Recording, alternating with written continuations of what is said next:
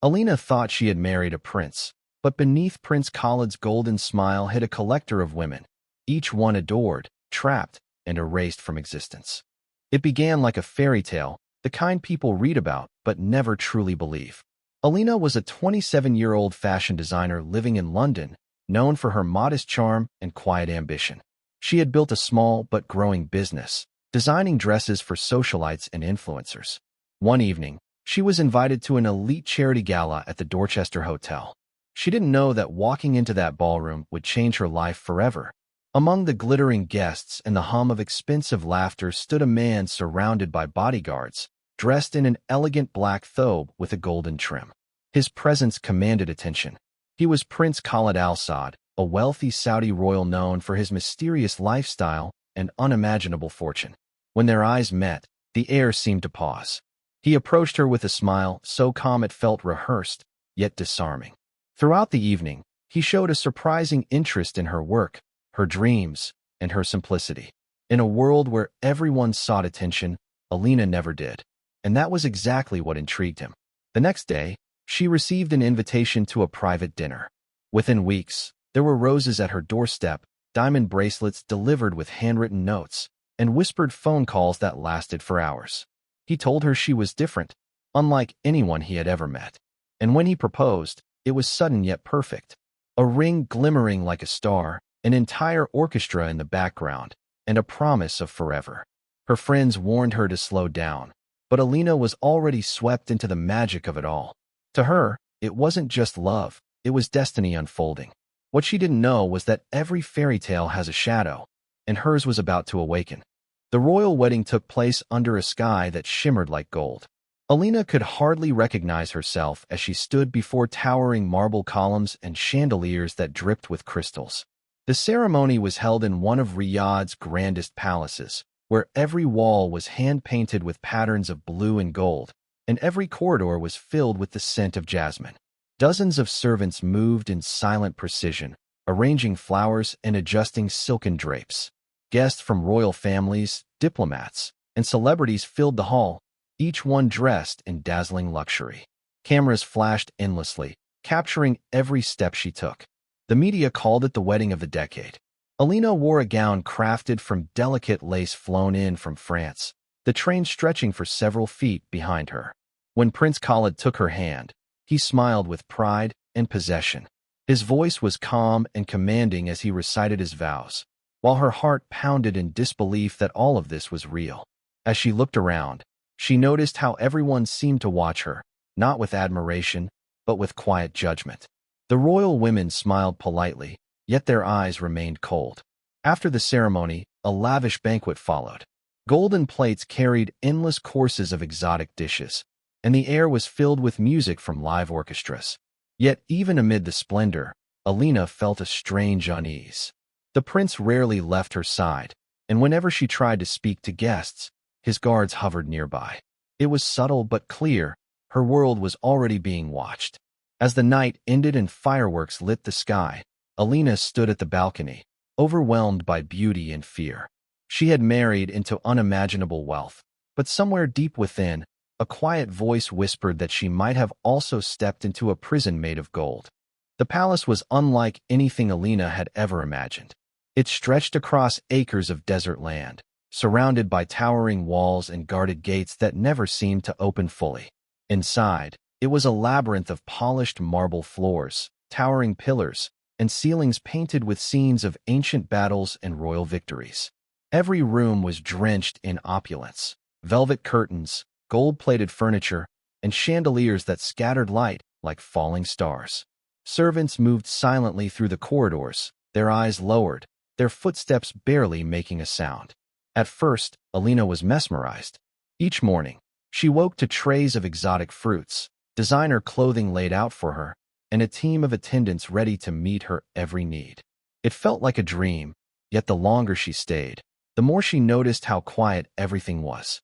No laughter echoed through the halls, no music played, and the prince was gone most days, locked in meetings with advisors or traveling without explanation.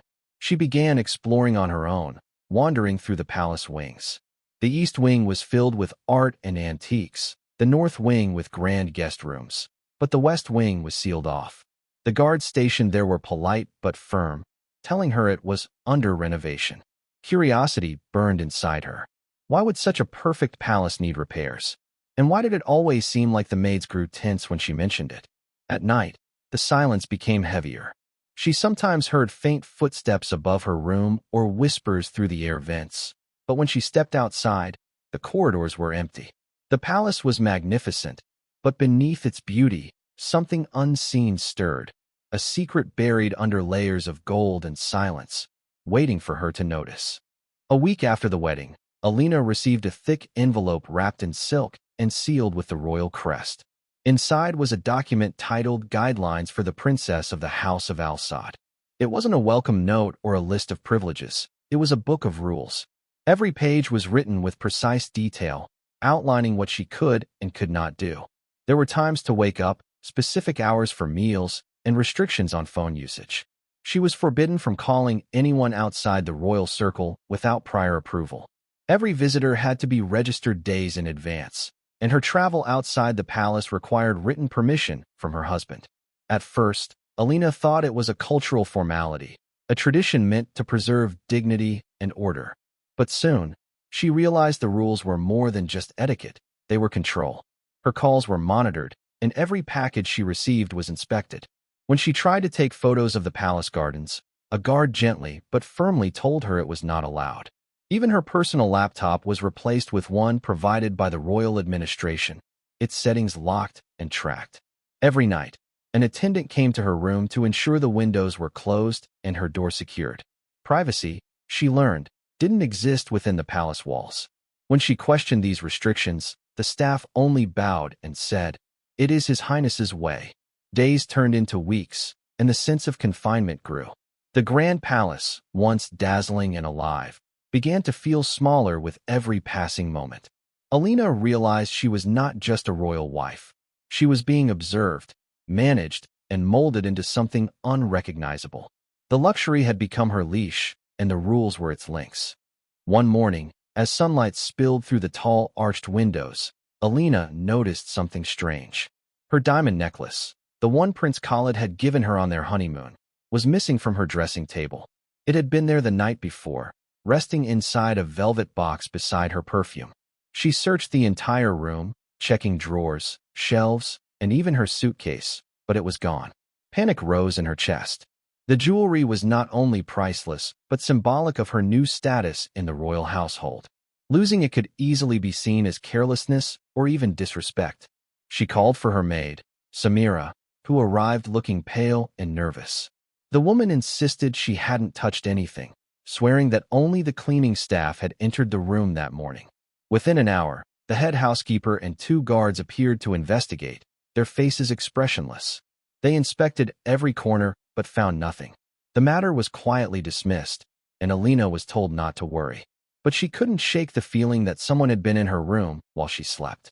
That evening, unable to rest, she stepped onto her balcony overlooking the palace gardens. The air was heavy and still. Then, through the dim light of the courtyard, she saw movement. A woman in a flowing black abaya walking slowly near the fountain. As the figure stepped closer to the lantern glow, Alina froze. Around the woman's neck shimmered the same diamond necklace that had vanished from her room. Before Alina could call out, the woman turned, looked straight toward her, and disappeared into the shadows. The guards nearby didn't react. It was as if they hadn't seen her at all. That night, Alina locked her door for the first time, realizing the palace was not as empty as it seemed. The next few days were filled with uneasy silence. Alina couldn't forget the image of the woman wearing her missing necklace.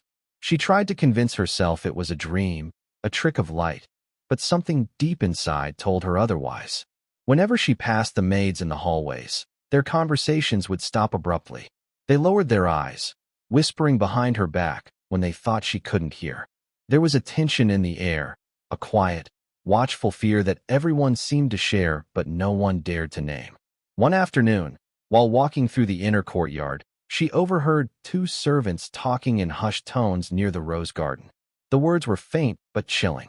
They spoke of the collection, of the hidden rooms, and of women who did not return. When they noticed Alina nearby, they froze in terror. One of them dropped her basket of flowers and fell to her knees, begging forgiveness. The other simply ran.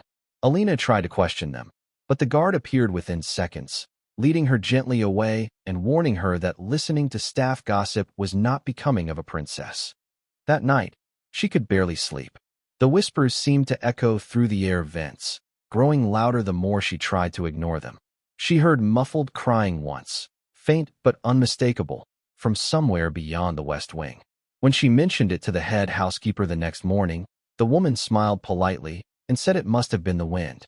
But Alina knew what she had heard. The palace wasn't haunted by ghosts, it was haunted by secrets.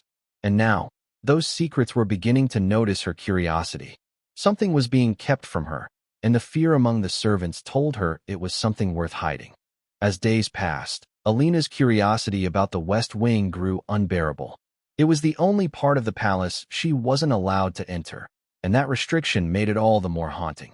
Every time she passed its massive carved doors, she felt a chill, as though the air itself shifted. The corridor leading there was always dimly lit, and guards stood at both ends, expressionless and still. She had tried to ask the prince about it once, casually mentioning the renovations, but he dismissed the topic instantly, his voice firm, his gaze unreadable. From that day on, she avoided bringing it up again, but her thoughts couldn't let it go. One night, unable to sleep, Alina decided to walk through the halls. The palace was silent, the only sound the ticking of the giant clock in the main foyer. She wrapped a shawl around her shoulders and moved quietly, guided by the moonlight filtering through the high windows. As she neared the forbidden corridor, she noticed a guard carrying a silver tray covered with a lid. He stopped at the West Wing door, unlocked it with a key, and slipped inside. For a brief second, before the door closed, Alina saw something. A faint glow and the unmistakable sound of someone crying. Her heart pounded as she pressed herself against the wall, straining to hear. The guard emerged minutes later, locking the door behind him. His face was pale, his movements quick, as if he wanted to leave that part of the palace as fast as possible. Alina waited until he disappeared before stepping closer. The door looked ancient, heavy, almost alive with secrets. She touched it gently and whispered to herself, "What are you hiding in there?"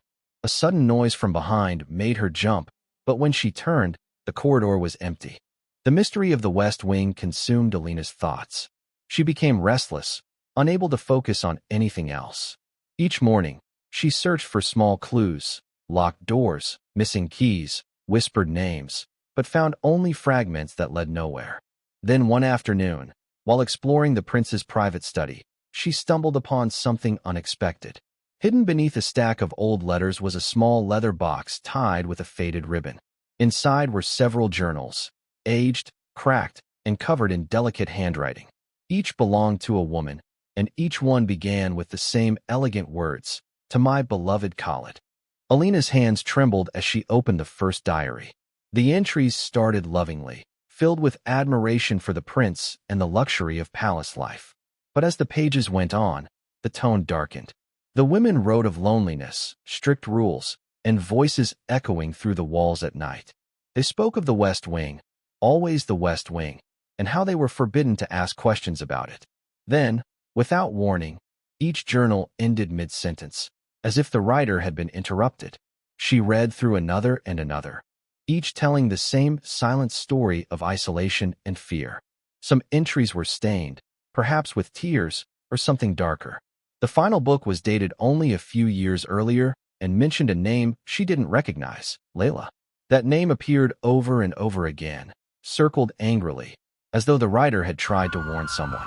Alina quickly hid the journals beneath her shawl, her pulse racing. She knew these women had lived here, in this same palace, under the same roof. And now they were gone, every trace of them erased. What had happened to them? And how long before she became just another unfinished story in one of those books? Days turned into nights filled with questions that refused to rest. Alina couldn't stop thinking about the women in the journals. Their words haunted her dreams. One afternoon, while pacing the study, she noticed something strange about the large mirror that covered half of one wall. It was far too wide, framed in gold, and oddly positioned away from the center. When she tapped on it lightly, it gave off a hollow sound. A mirror that didn't reflect truth, it hid it. Driven by instinct, Alina searched for a latch or seam.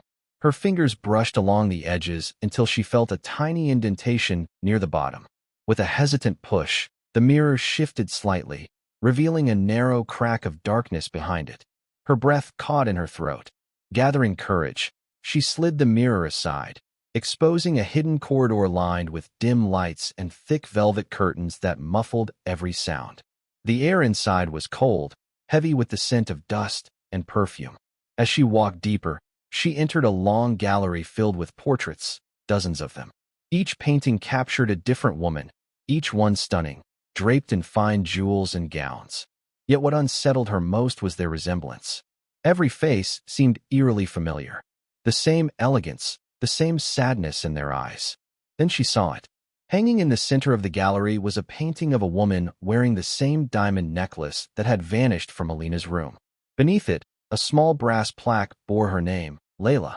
Alina's knees weakened as realization washed over her. These were not just paintings. They were memorials.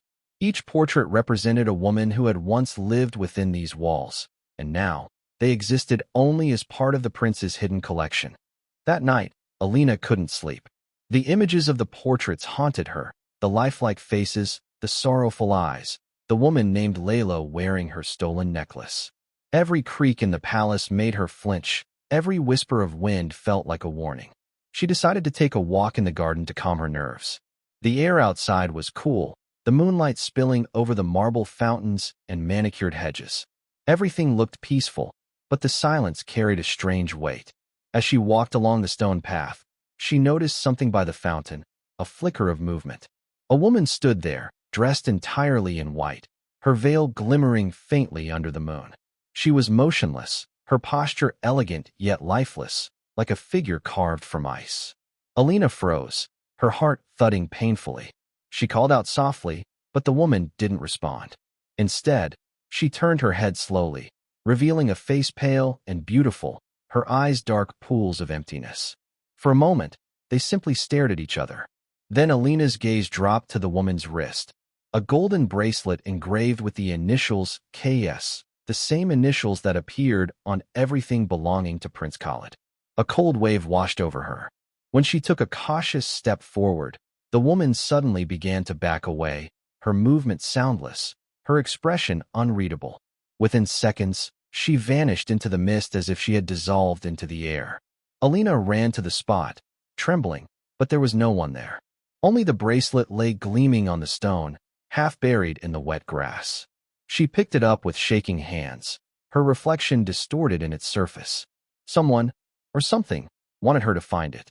And Alina began to wonder if the women she had seen in the portraits were truly gone. The golden bracelet never left Alina's thoughts. She hid it in a drawer beneath her clothes, fearing what might happen if anyone discovered she had it. Each day that followed felt heavier than the last, as if the palace itself was closing in on her. The servants' whispers grew quieter, their glances more fearful. She began to suspect that everyone knew something they weren't allowed to say. The walls, the floors, even the still air seemed to hold secrets. One morning, while wandering through a less-used corridor near the library, Alina noticed a door she had never seen before. It led to a small office filled with filing cabinets, papers stacked high, and the faint scent of old ink. On the desk lay several open folders marked with dates and names written in Arabic and English. She flipped one open and froze. Inside were detailed profiles of women, photographs, birth certificates, and notes written in neat handwriting. Some files were stamped with the word relocated, others with dismissed, and a few with a chilling label, archived. Her hands trembled as she scanned through them. She recognized several of the faces from the portraits in the hidden gallery. Each file documented a woman's background, her marriage date, and a final entry that abruptly ended before any mention of her departure. None of them had any public record beyond their time in the palace. It was as if they had been erased from existence. As Alina gathered her courage to take one of the files, footsteps echoed in the hallway. She barely had time to hide behind the cabinet before the door opened. A guard entered, collected a folder, and left without noticing her. When the room fell silent again, she slipped out quietly, her heart pounding, the horror of what she'd discovered sinking in deeper with every step. Alina's hand still shook from what she had seen in the files. Her mind raced with questions, but she couldn't ask anyone. Not the maids, not the guards, and certainly not the prince. Every pair of eyes around her now seemed suspicious, every polite smile a mask. She had to know the truth, and she knew exactly where to find it. Inside the one place she had never dared to enter, Prince Khalid's private chamber. She waited for the right opportunity. The prince was scheduled to leave for a 3-day diplomatic visit, and that night, when the palace finally quieted, she made her move. The hall leading to his room was heavily guarded during the day, but almost deserted at midnight. She slipped through the shadows, her bare feet silent against the cold marble. The door was locked, but she remembered seeing a spare key inside one of the drawers in his study. Minutes later, she stood inside his private world. The chamber was unlike the rest of the palace. Darker, colder, lined with ornate cabinets and thick curtains that blocked the moonlight. On his desk were stacks of photographs, some framed, others scattered loosely. Alina picked one up and felt the breath leave her body. They were all women, different ages, nationalities, and backgrounds, but all impossibly beautiful. Some were smiling, others looked frightened. A few photos had red XS drawn across their faces.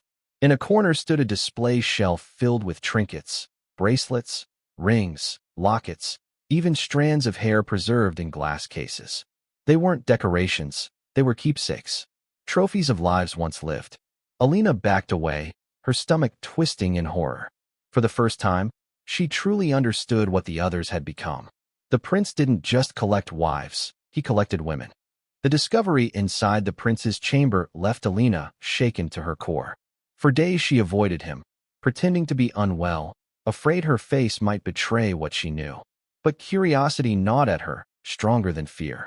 She couldn't stop thinking about the strange hum she had heard that night near the hidden gallery, a faint mechanical vibration that seemed to come from deep below. She had to know what lay beneath the palace, even if it meant risking everything. One night, when the corridors were empty and the guards had changed shifts, she returned to the gallery. The portraits loomed in the darkness like silent witnesses. Behind a heavy velvet curtain at the far end, she found a narrow staircase spiraling downward. Dust and cobwebs coated the railing, as if no one had touched it for years. The hum grew louder with each step she took, echoing faintly through the stone walls. The air turned colder, damp with the smell of metal and decay. At the bottom of the stairs, she reached a long underground corridor lit by dim bulbs flickering in rusty sconces. The walls were lined with doors, dozens of them, each made of thick iron and engraved with a woman's name. Some doors stood slightly ajar, others were bolted shut. A few had marks on them, faint scratches as though someone inside had tried to claw their way out. Alina's heart pounded as she walked past them, reading the names she recognized from the journals and the files. Layla, Miriam, Sophia. Each name carried a story that had been buried beneath the prince's empire of silence. Then, at the very end of the corridor, she saw a new door, freshly painted and gleaming. The nameplate was blank, as if waiting for the next addition to his collection. Alina stood frozen before the blank door at the end of the underground corridor, her breath shallow, her mind racing. The silence around her was suffocating, broken only by the low hum of hidden machinery. She reached out and touched the metal. It was warm, almost alive, as if whatever secrets it held were pulsing beneath its surface. Every instinct screamed at her to turn back, but a strange pull urged her forward. Just beyond that door, she could hear something faint, a rhythmic clicking sound, like the static hum of electricity. Following the noise, she noticed another narrow passage branching off to the side. It led to a smaller room, one filled with old monitors, wires, and blinking lights. She stepped closer, realizing what she was seeing, a surveillance room. Dozens of screens lined the walls, each showing live footage from inside the palace. Some displayed empty corridors, others the private chambers of women who were no longer there. The screens flickered between bedrooms, courtyards, and even bathrooms. Every movement, every breath, every word had been watched and recorded. On a central screen, she saw herself, walking through the gallery just moments before. Someone, somewhere, knew she was down there. Her hands trembled as she began pressing buttons, searching for a way to shut the system down. In a drawer beneath the main console, She found tapes labeled with names she had come to know: Layla, Miriam, Sophia, each marked with dates and the word final. The realization struck her like ice. The prince hadn't only watched them, he had documented their final moments. Panic surged through her veins as she heard footsteps above, faint but approaching. Someone was coming. She turned off the lights and pressed herself into the shadows, praying the darkness would keep her hidden. When Alina finally escaped the underground chamber, her entire body trembled with shock. She spent the next day locked in her room, unable to eat or speak. The truth was now undeniable. The prince wasn't just controlling, he was dangerous. The women before her hadn't vanished by chance, they had been silenced. She couldn't stay there any longer, but escaping the palace would mean outsmarting the people who watched her every move. Desperate for answers, she turned again to the prince's study. This time, she looked for financial papers, hoping they might reveal what had happened to the missing wives.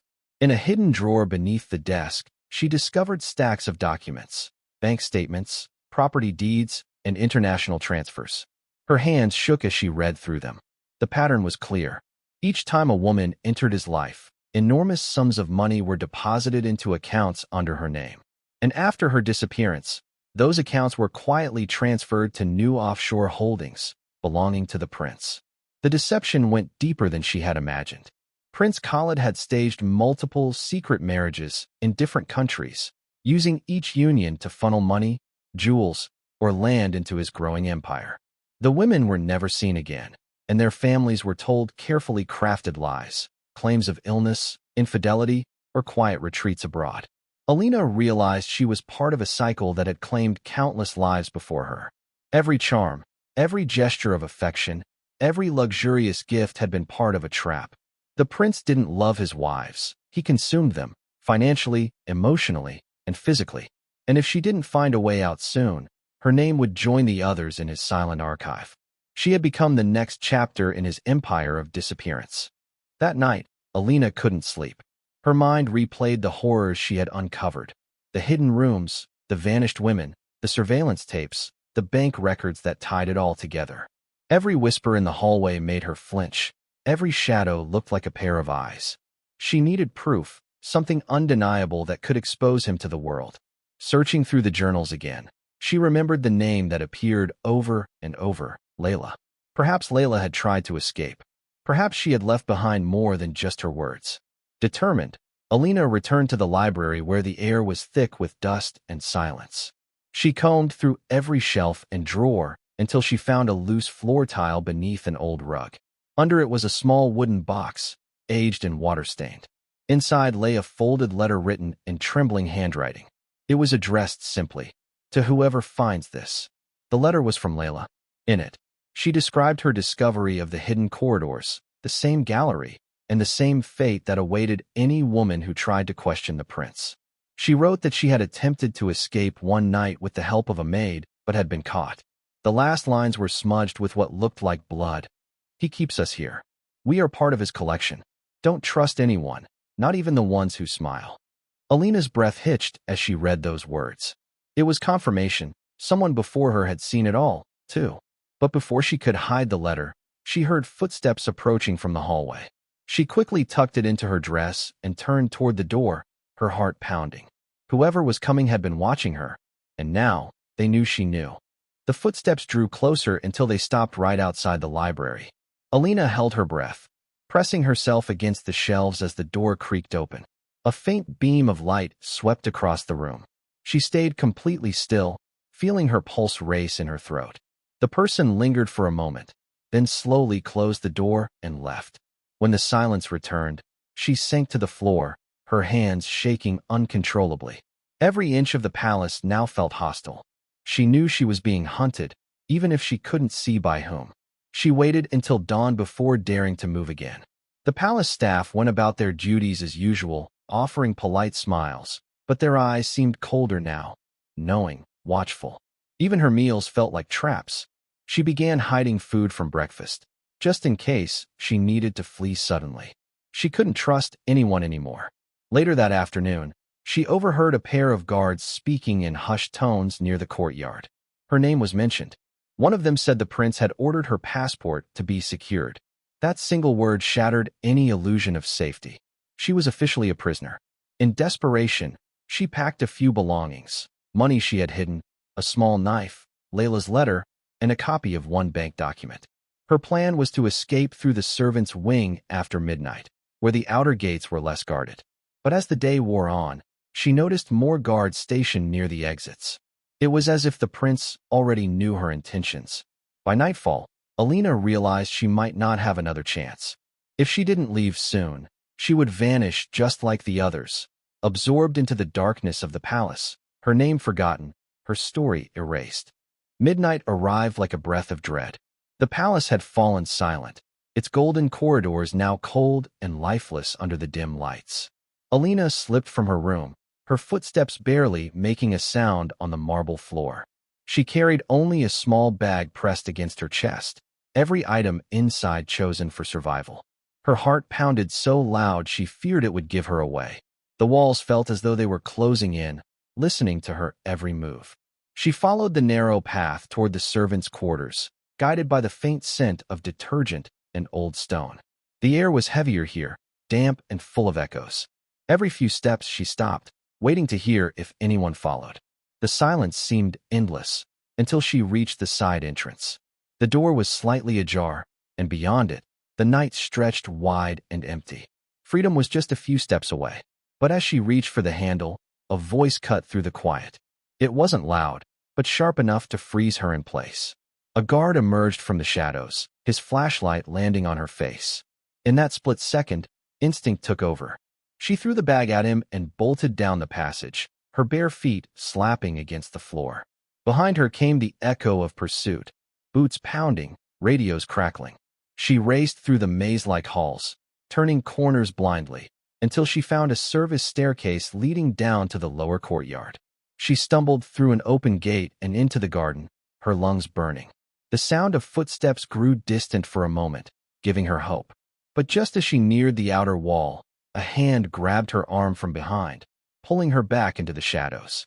The hand that grabbed Alina was strong, yanking her backward before she could scream. She struggled, twisting and kicking, but the grip only tightened. A voice whispered urgently for her to stay quiet. When she turned, she saw it wasn't a guard. It was the maid who had once left food outside her room. The woman's eyes were wide with fear, darting around the garden before pulling Alina into a narrow alcove hidden behind thick vines.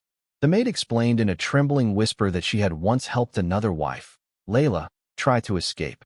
For that, she had been punished, forced into silence under threat of death.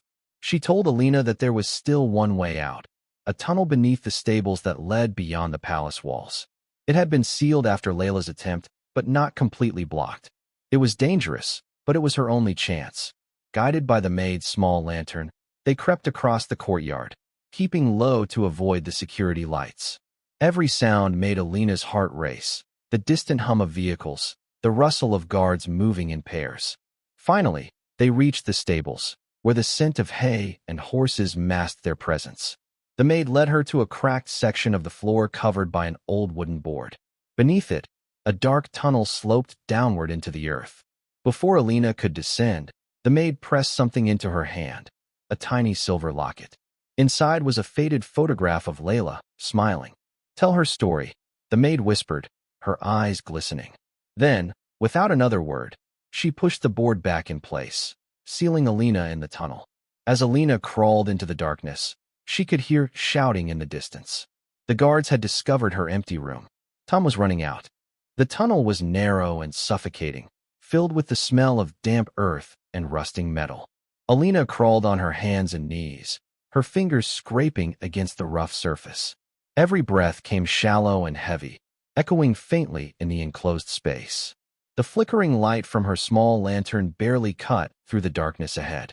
She could hear faint dripping sounds, the scurrying of rats, and somewhere far behind, the muffled voices of men searching. They were in the stables now. She had only minutes. She kept moving, ignoring the pain in her knees and the pounding in her head. The tunnel curved sharply, and for a terrifying moment, she thought it was a dead end. Then her hand brushed against cold metal, a gate secured with a rusted chain. Her heart dropped. Freedom was so close, yet locked away. Desperation took over. She used the small knife from her bag, wedging it between the links and twisting with every ounce of strength.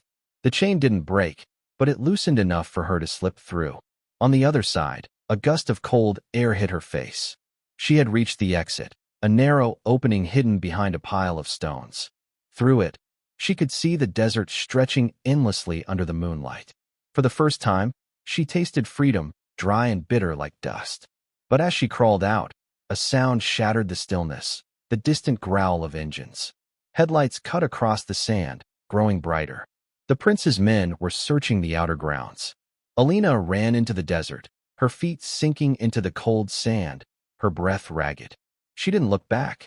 The palace shrank behind her, but its darkness still followed, relentless and alive.